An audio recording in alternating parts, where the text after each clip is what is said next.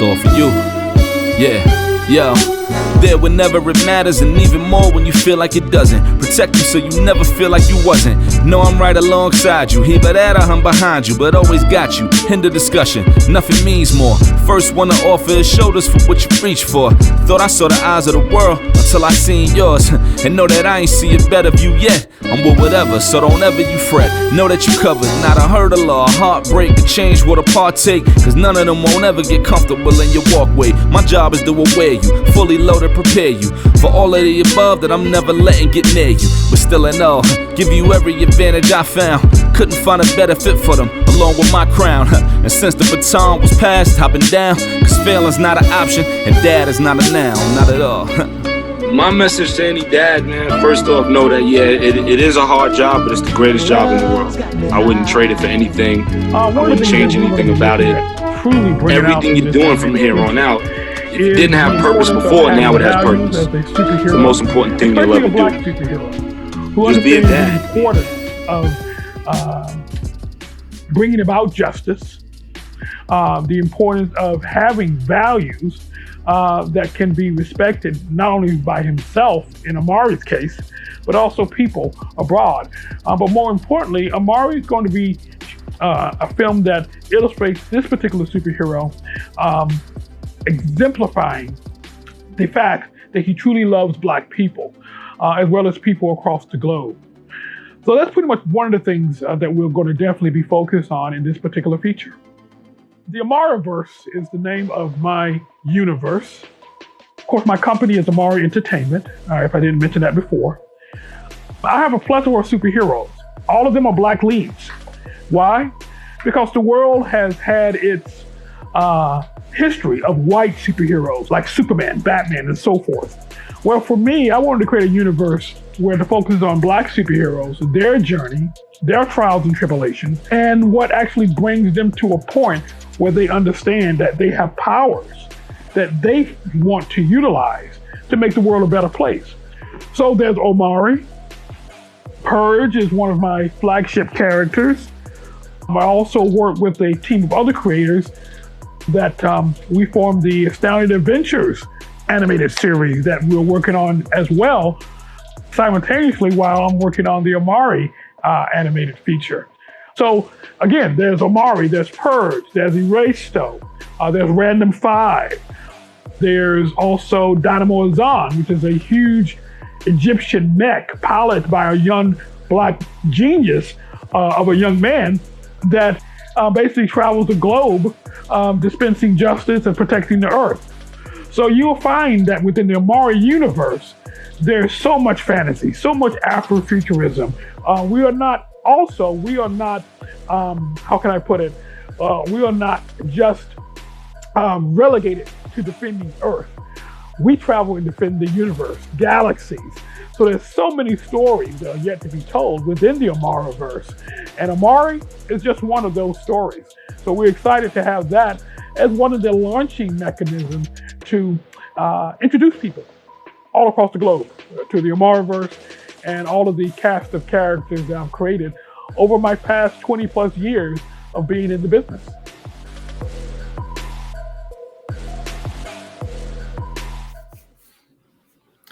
Hey, what's going on, everybody? My name is Ishmael from Dad Is Not a Now. Happy December 21st, Black people. What's your superpower? My superpower is I like to talk to people.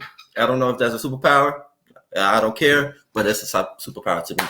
And I'm excited because I have this super awesome, extraordinary superhero in himself.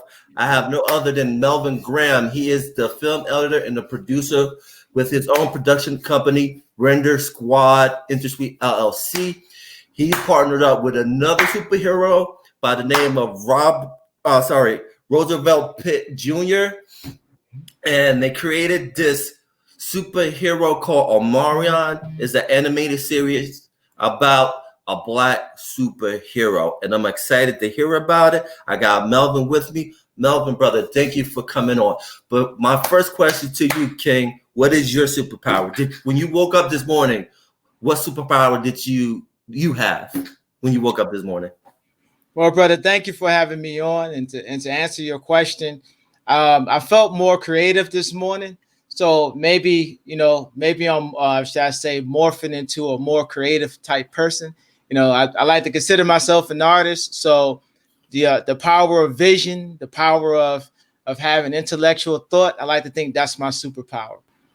Definitely. And protect that intellectual property, brother. Exactly. But tell me what got you into production. Well, for me, it started a long time ago. Having an imaginative mind as a child, looking at seeing great movies. I guess in my case, I look at '89 Batman with Michael Keaton and Jack Nicholson, the Joker, and I look at some of these characters and how the films were put together with sort of lit that fire of excitement in terms of entertainment. I look at all those films like that and a few others. If I can name one, New Jack City, Boys in the Hood. I love black cinema. So between all of that, they gave me, shall I say, the creative space to want to be in film, to be exact.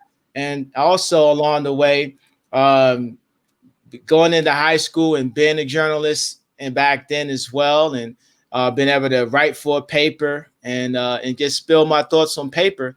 It just all of it sort of comes together when it comes to media and film production. So I would say it started as a kid, and then eventually, as I got older, I guess wanted to pursue it even more. And the reason why I created That Is Not an Outer is to change the narrative and right. The importance of storytelling. Why is it that as a black man, why is it important to tell your narrative? Well, because in that play in America, it's like no other. We can take what's going on right now, or we can take what's been going on for the last 400 years. Our lives are filled with stories. I could say, our lives are full with drama, but I don't think people will understand what I mean per se. I don't mean that as in a negative connotation, but in terms of the obstacles, in terms of what we have to persevere through. You know what I mean? Just being black men in America, or being black in America per se, is that journey alone is worthy of a story. It's story worthy. So being a person that's black and being able to express creative thought is really a gift, and I can't really call anything else but that. It's a real gift, because not everyone can speak from our standpoint, speak to our experience, or even speak to our emotions, other than ourselves, because we're alone in this journey in terms of who we are and what we've gone through. Definitely. And let's get into the world of superhero. And I think that's the most important thing, because growing up as yourself too, usually the superheroes that we saw on television were white people. As a person that creates stories, why is it important to see us? And why is it important after that affirmation of seeing us on the screen or in the comic, and that importance of telling a good story? Well, it's a form of empowerment, because I tell my wife this all the time when we watch action movies or whatever. Growing up, and for me, which would be the 80s and 90s. Well, you look at the action films, you see us, we're the first people to die. True. Like, we love Carl Weathers, right? He was one of many firsts in terms of black action. And to see him as Action Jackson was amazing, right?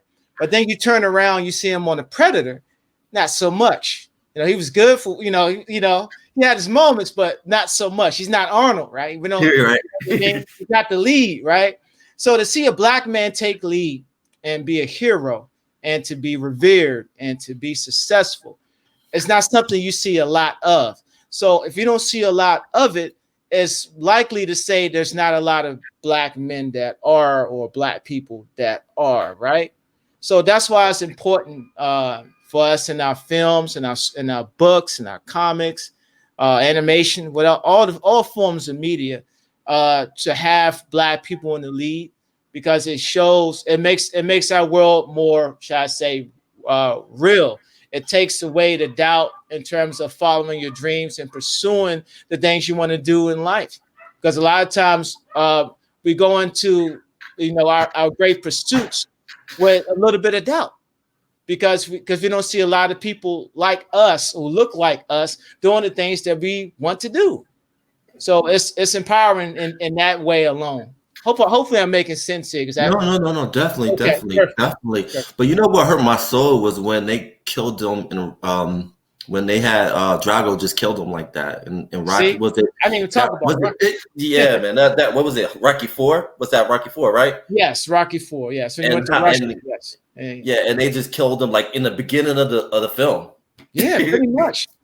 Pretty much. Yeah. He was the legend. He was Apollo Creed, who was synonymous, or should I say, an amalgamation of Muhammad Ali. Yes. You know what I mean? So to see him die on screen was like seeing Muhammad Ali lose. Seriously, man. And seriously. And that hurt my soul. And then also to talk about the importance of illustration, because we come from a history of bamboozle, the big thick lips, the black face. Talk about the importance of the illustrating of black characters and the significance of that. Okay, well, in this industry, when it comes to black characters, one thing we want to avoid is how can I put it, living up to stereotypes, or should I say what Hollywood was set as a standard.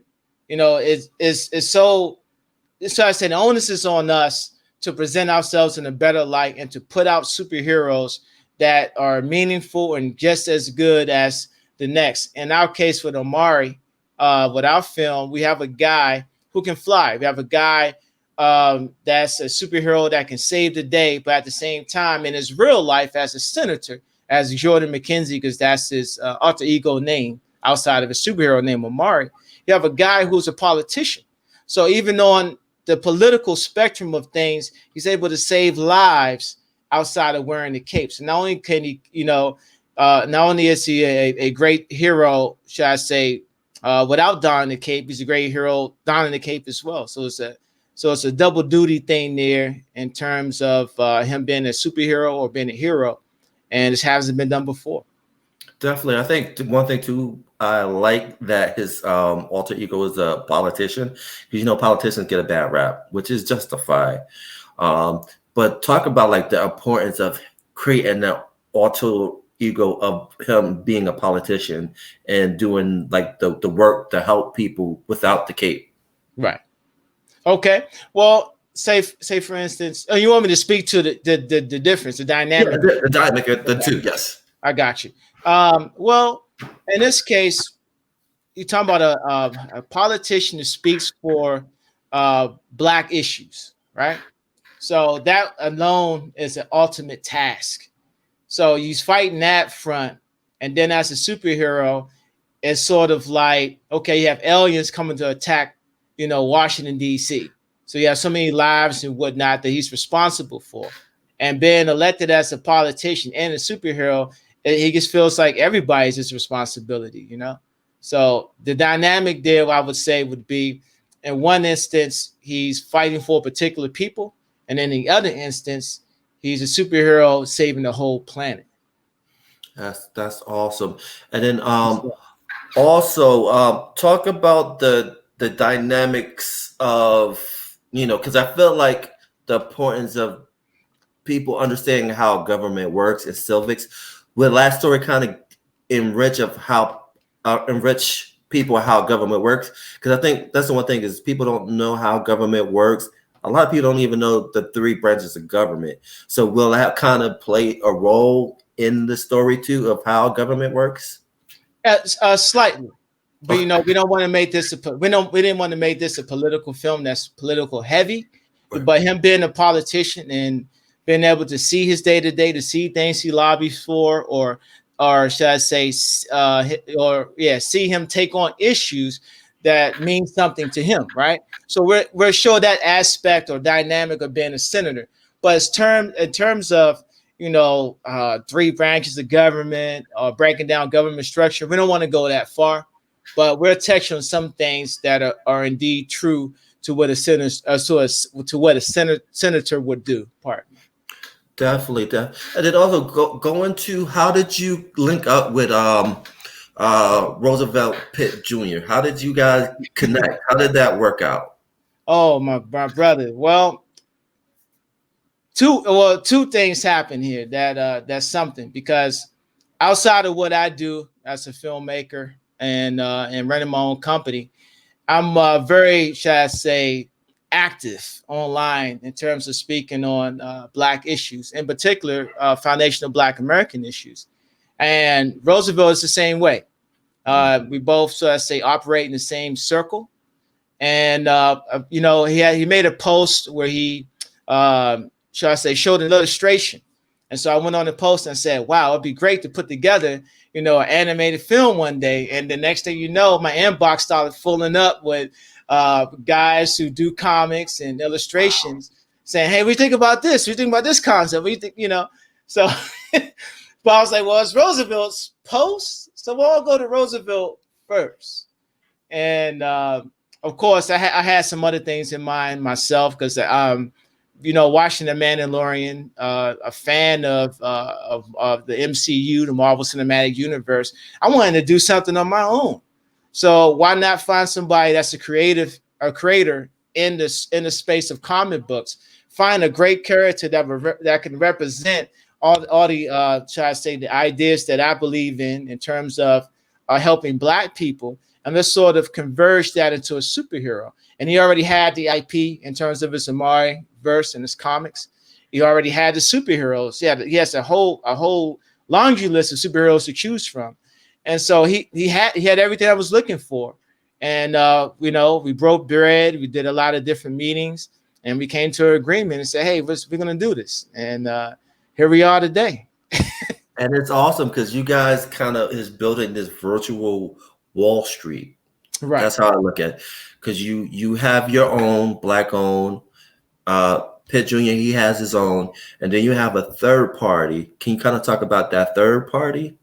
Yes. So our third party, and just so I can be clear as I'm explaining, like my party, or should I say my company, Runner Squad Industries LLC, we're doing the post-production and the overall executive production. Then you have America Comics, which is owned by Roosevelt Pitt Jr., who has his whole comic book IP and laundry list of superheroes. And then the third party, which you're referring to, would be Spoof Animation, which is a Nigerian based and owned animation production company. And us three merging together for this particular project, we're able to now do something that a lot of independents can't do. So not only do we have an animation production house that's going to render or produce our animation, but we also have the story aspect with a Black comic book creator. And then you have me, who is sort of like, I don't know what to call myself in this particular situation, but the go-getter, the guy that's going to make it happen. So you merge those three together like Voltron, we're ultimate force. And you definitely are, man. And I'm excited about that project. I'm excited. Because the crazy thing about, like, when it comes to Nigeria, I've had people who do comics, and the one thing the constant theme is that they usually get their image of Nigeria from America. Right. They usually America get their perception of people from Africa from America. And like I said, it's pretty awesome that you linked up with a Nigerian animation group, which is important because, again, you get that true and honest story narrative when it comes to the African perspective. So can you kind of talk about that dynamic a little bit too? Sure. And the guy that's the owner of Spoof Animation, his name is Ayodele Elegba. And I hope I'm saying that. I believe I'm saying that right, because he nodded and gave me his approval when I said it when we were at a meeting. So I'm gonna go with that. I'm saying the brother's name right, and that's Ayodele Elegba. So therefore, I want to make sure he gets his due credit and respect. But in terms of how that dynamic goes, one thing I would say about his type of illustrations that he used for animation, very similar to DC animation. Like for instance, oh yeah, I would say that, yeah. So if you look at some of the Batman animated movies, like for instance, Batman and Son is one, Death in the Family is another. So even though those are two different types of illustrations in terms of animation, they're very similar, very uniform in a way in terms of how the appearance of Batman is, right?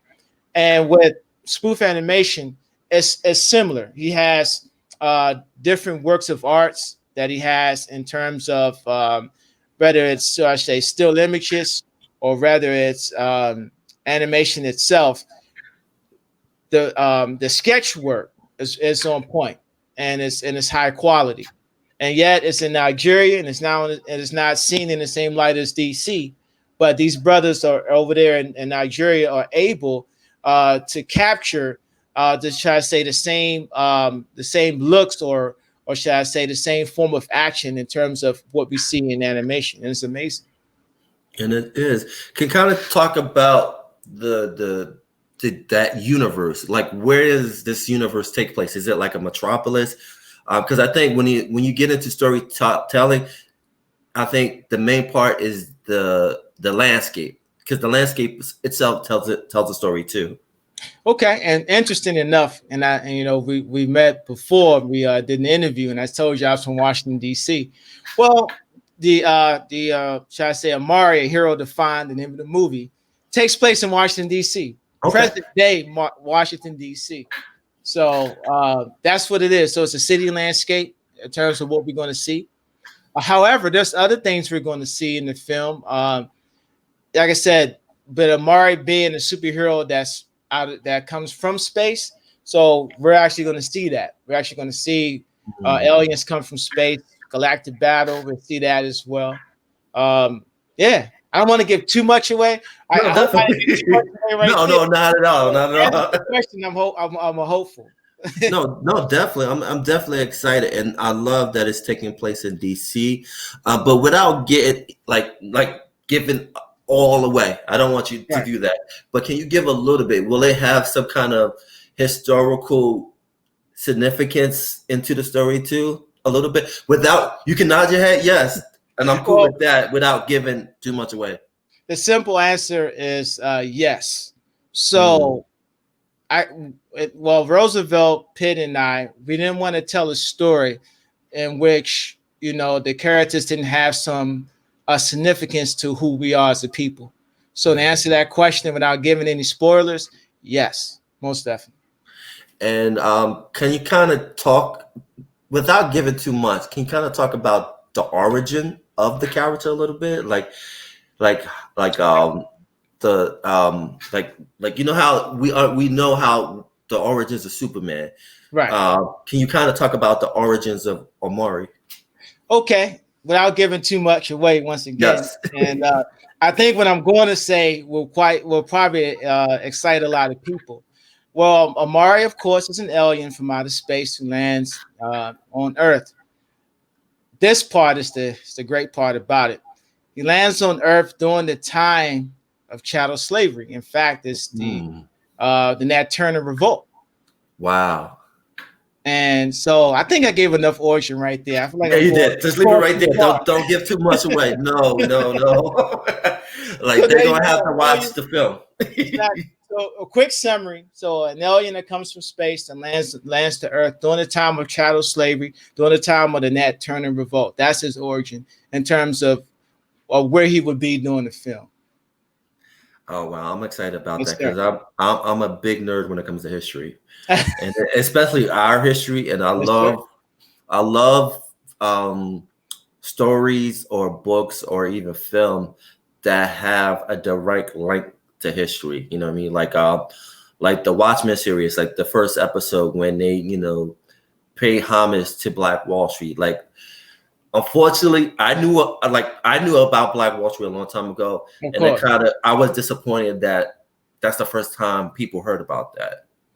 Unfortunately, but see, that just goes to show when you don't have control of your narrative, and when I say narrative, I'm speaking narrative in a way that spans across all forms of media. I'm not just talking film. I'm talking radio. I'm talking television.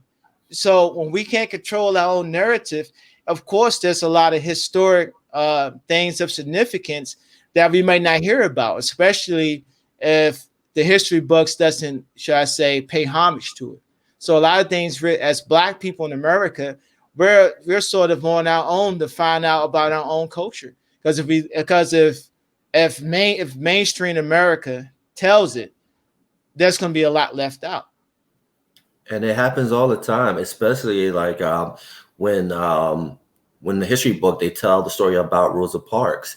You know, They tell a story that she was an old woman. No, she was in her 40s. Like, what do you mean she's old? 40 is not old, you know. And you know, her and her husband, they were all about the Second Amendment. You know, they had guns in their house because they lived in the South, and so they had to protect themselves. So if you told that story, then Rosa Parks will look totally different than what we were told when we were in school.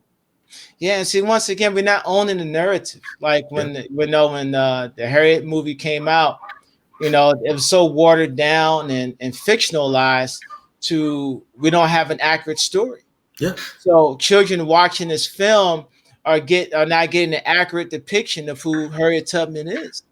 You know, you have the what do you call the guy's name? The Black Panther brother. It's gonna come to me in a second. Can't think of his name.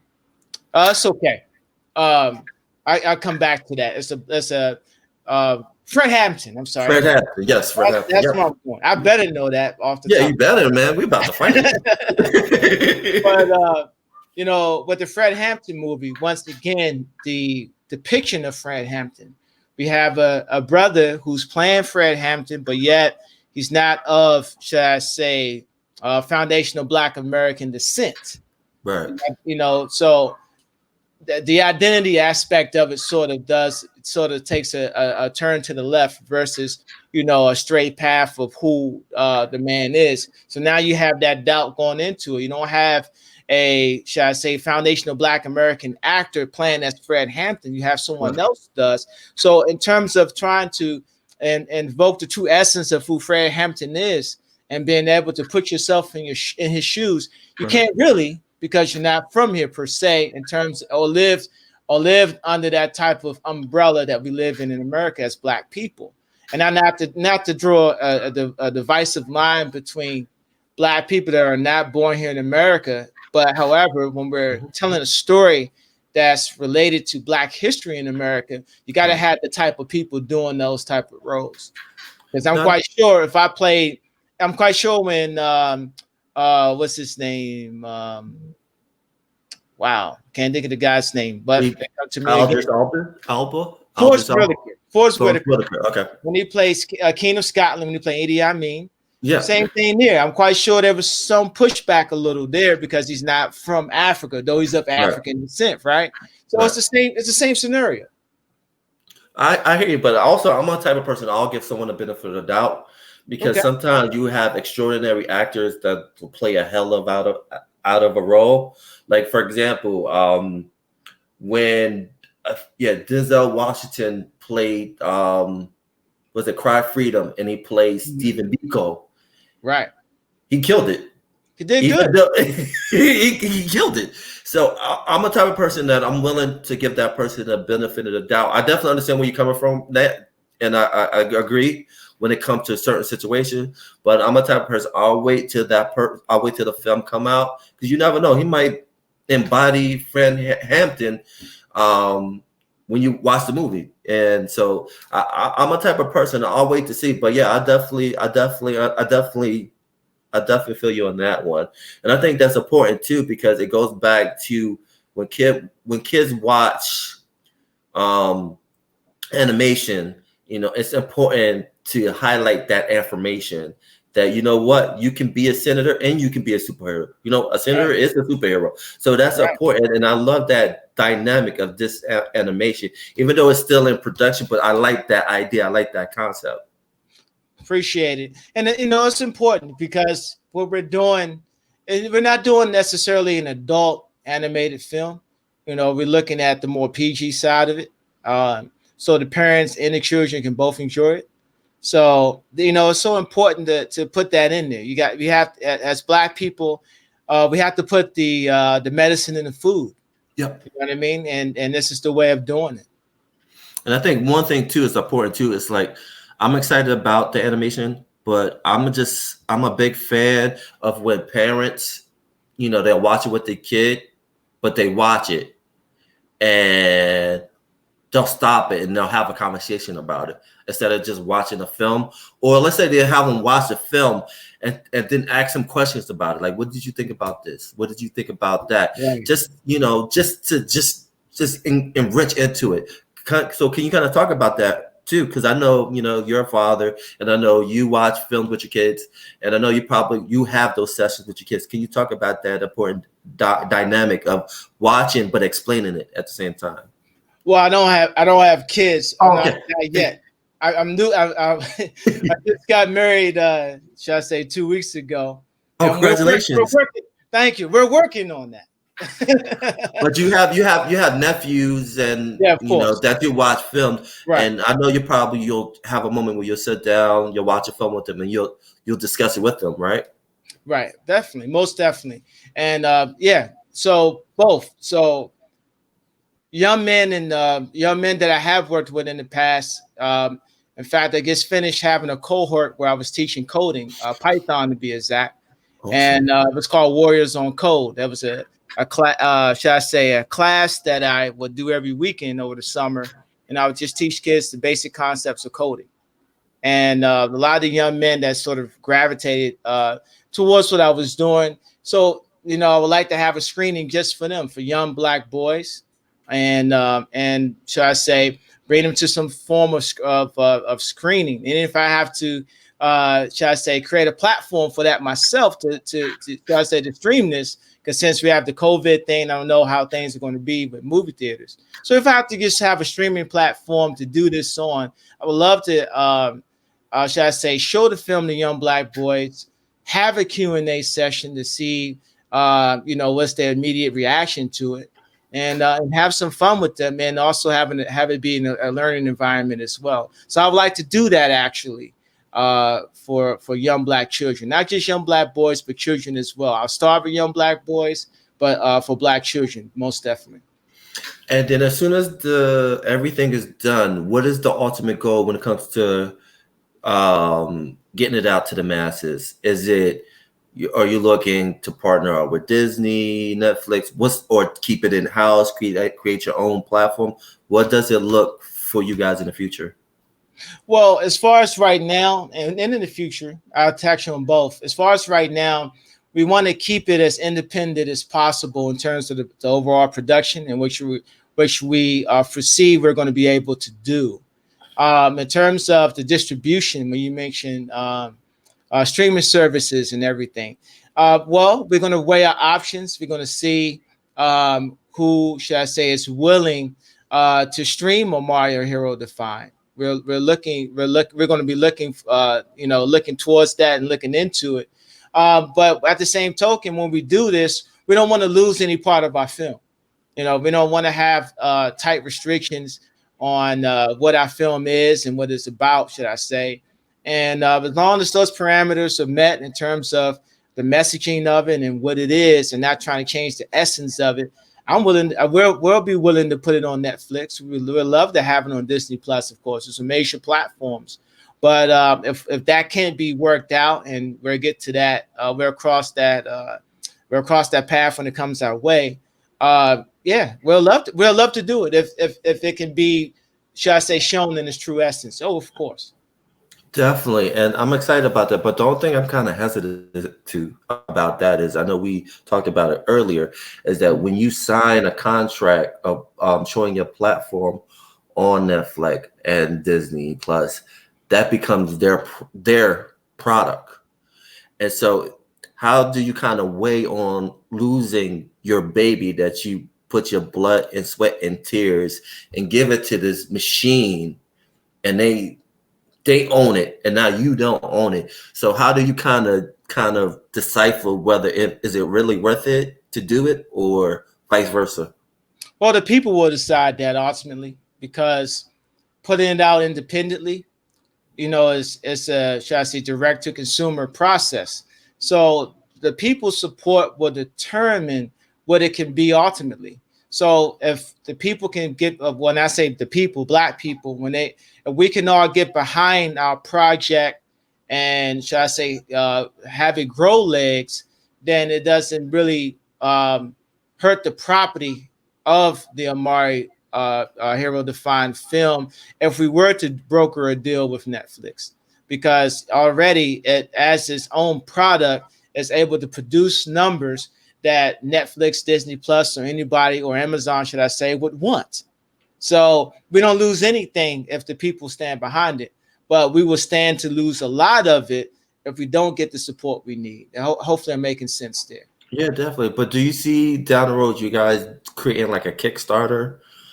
Yes. For funding wise? Because yes. I know, it's expensive to be independent, because it's coming out of your pockets.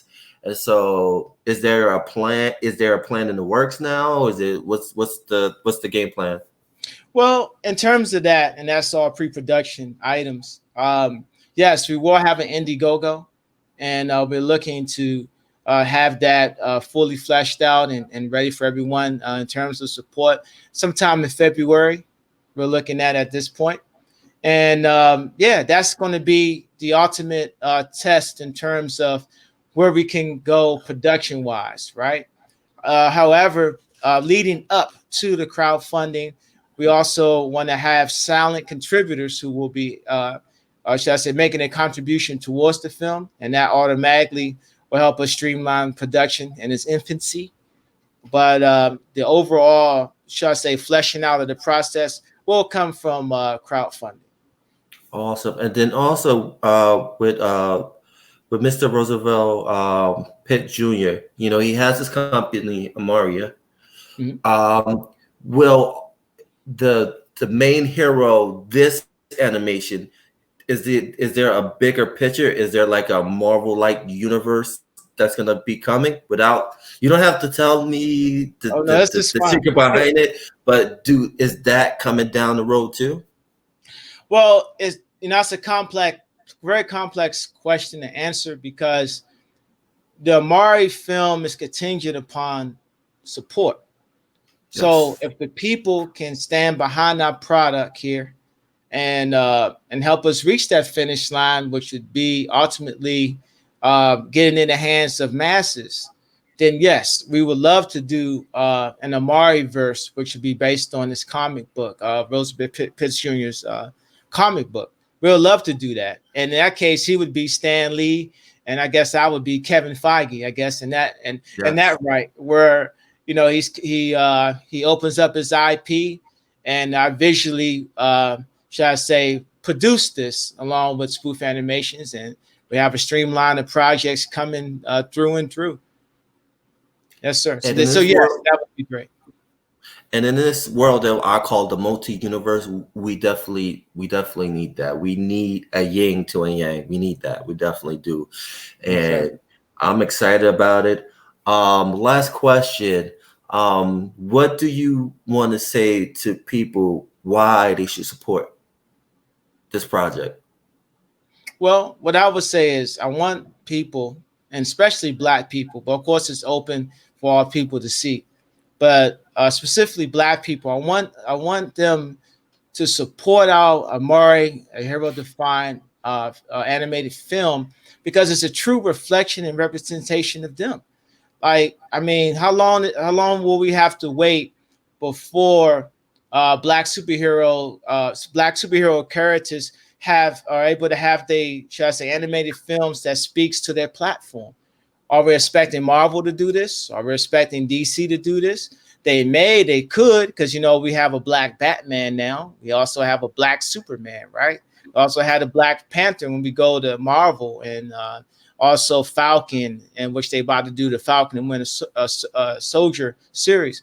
Although all that is fine, but true Black ingenuity, where we have our own platform, our own comic book universe, our own films to go behind them. When will it be our turn to do that? And I'm not talking about a situation where we have a where we're in Black Panther, you have a Black director, Black cast, but yet the people who are pulling the strings and making decisions are not Black.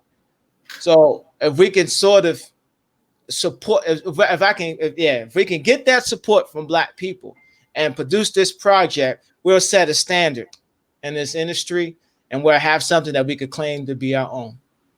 And I definitely agree with that. And I'm going to end off with this: is that the reason why we have Black Wall Street is that people came together and created Black wealth. Why can't we do that in the digital age? Why can't we come together and create a virtual Black Wall Street where you can get animation, when you can get financial literacy? We can do that. We have the resources. It's just we have to come together. And you're doing your part. I'm doing my part. It's just, again, we all have to come together. If we can come together, this can happen. It's possible. It's been done before. It's been done in Tulsa. It's been done in Ocoee, Florida. We have the blueprint. We just have to do it and be willing to help each other. And so, King, I thank you for taking the time to talk to me. This was a great conversation. Yes, sir. Tell people where they can find you. Tell people where they can find this project. Definitely. And you can find us on Instagram, and that would be @AHeroDefined right on Instagram. We're getting ready to put up the Facebook platform, but that's okay. You can find me at Marvelous Melvin Graham on Facebook. And you also can find me on Instagram at Mel the Thinker at Instagram. And I'll say that again, Mel the Thinker on Instagram. And on Instagram, once again, for the film, a hero defined, and you'll see it. And we're just getting the promoting it and putting out content. We have comic illustrations of Amari. There's also a video interview that Roosevelt Pig Jr. has done, where he talks a little bit about the Amari film and the character. And he also gets into his Ameriverse, which would be his comic book universe. So all these things you can find on my platform, Marvelous Melvin Graham on Facebook, or should I say Hero Defined on Instagram. You can find it on both platforms, or look up Roosevelt Pig Jr. on Facebook, and you can hear, be in contact with the creator of the film. And I love that too, because you got that intimate interaction. I think that's important, because I know a lot of people in that industry, they're in this place, this mountain, that they don't want to talk to people. And I love that this is organic. And like, I hit you up on Messenger, I say, hey, I want to interview. You're like, sure. And we made it happen. And so I'm going to end it off like this. Diversity is about inviting a person to a party. Inclusion is about asking someone to dance. Right. And all you're asking is your people to come out and dance and support this project. Which I'm going to do, which I'm doing right now. But I'm going to tell the world about it. I'm going to tell everybody about it, because we need this. We need this like air. We definitely need this. So, brother, thank you for coming on. Whenever that Kickstarter begins, let me know. I'll have you back on. And whatever you need, I'll do my best to help out to get that message out, brother. Thank you, brother. I greatly appreciate you and your platform. You definitely earned a viewer in me, because I will be watching your platform as well. And hopefully next time, maybe we could bring Roosevelt with me, and we can sort of do, so, you can ask us questions and we can go in even deeper, because I'm quite sure by then we'll have the Indiegogo go up where people can support. So yeah, thank you so much for opening your platform to me and having me come on and talk about my project. I can't thank you enough for that, brother. Appreciate it. Anytime. And we're out. Peace. Yes, sir. Peace.